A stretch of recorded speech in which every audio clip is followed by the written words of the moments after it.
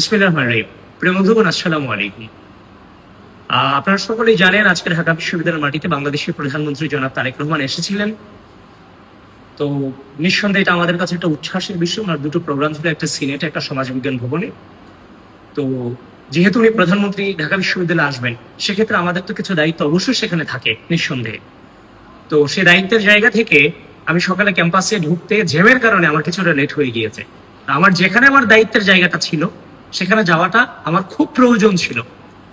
তো আমি দেখতে পেলাম একটা ভিডিও কেন্দ্রিক বিভিন্ন ভোট বাহিনী এটা নিয়ে বিভিন্ন ধরনের নেগেটিভ ছড়ানোর চেষ্টা করে যাচ্ছে যে প্রধানমন্ত্রীর গাড়ি পিছনে আমি দৌড়াচ্ছি। আসলে সেখানে কোনো প্রধানমন্ত্রীর গাড়ি ছিল না। আমি লেট করে বিশ্ববিদ্যালয়ে আসার কারণে আমি আমার জায়গায় যাওয়াটা আমার খুব জরুরি ছিল, যার ফলশ্রুতিতে আমি দ্রুততার জন্য আমি যে দৌড়ে ওই জায়গাটাতে যাওয়ার চেষ্টা করতেছিলাম। যখন সাংবাদিক এটা ভিডিও করে আমার চোখে আসছিল, তখন আমি ওনাকে ডেকে নিয়ে বলছি যে আমার কাজ আছে, এই জন্য আমি দৌড়ে সামনে যাচ্ছি, আপনি ভিডিওটা করেন না, এটা থেকে দূরে থাকেন। পরে দেখলাম সেই সাংবাদিকই সেই ভিডিও ছেড়ে দিচ্ছে বিভিন্ন নেগেটিভ দিয়ে যে আমি দৌড়াচ্ছি। একটু আগে দেখলাম যে জাকসুর এবি জুবাইর এটাকে পোস্ট করেছে, তখন তাকে আমি ফোন করেছি। ফোন করে জিজ্ঞেস করলাম যে এই ভিডিওর আশেপাশে কি প্রধানমন্ত্রীর গাড়ি আছে? বলেছে না, প্রধানমন্ত্রীর গাড়ি তো নাই। বললাম তাহলে কেন ছাড়লাম? বলেছে ভাই সবাই ছাড়ছে, এই জন্য ছাড়ছি। তখন তাকে যখন আমি বললাম, সে দুঃখ প্রকাশ করে ভিডিওটা ডিলিট করেছে। তাকে আমি ধন্যবাদ জানাই।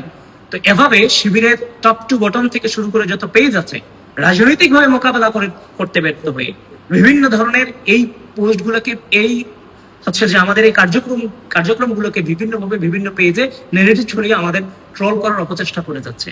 কিন্তু ঘটনা হচ্ছে আমি যখন দৌড়ে যাচ্ছি, সেখানে আমার দায়িত্বের জায়গা থেকে আমার ওইখানে যাওয়াটা প্রয়োজন, সেখানে আমি দৌড়ে সেখানে যাচ্ছিলাম। তো সেখানের আশেপাশে কোনো প্রধানমন্ত্রীর গাড়ি ছিল না। তো আপনি যে আমার দায়িত্ব পালনটা খুব জরুরি, সেখানে আপনারা আমাকে যাইতে দিবেন না?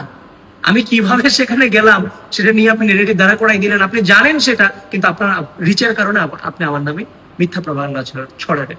আরে ভাই, আমি যদি দৌড়াইও যাকে শখের প্রধানমন্ত্রী বানাইছি,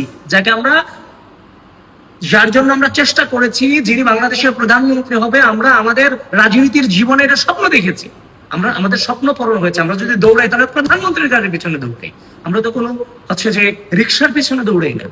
এটা কেমন কথা? আজব ব্যাপার। মানুষ কিভাবে চলাফেরা করবে এটা পর্যন্ত রেস্ট্রিকশন দিয়ে ফেলতেছেন। মানে আমি মরে যাব, কিন্তু আমি এখান থেকে যে জায়গাটা আমি অতিক্রম করতে পারবো না, আমাকে ধীরে ধীরে যেতে হবে, আমার কাছে থাকতে পারে না। প্রিয় বন্ধুগণ, আপনারা ভুল বুঝবেন না। এই বট বাহিনীর যে অপপ্রচারে গা ভাসাবেন না। ধন্যবাদ সবাইকে। আসসালামু আলাইকুম।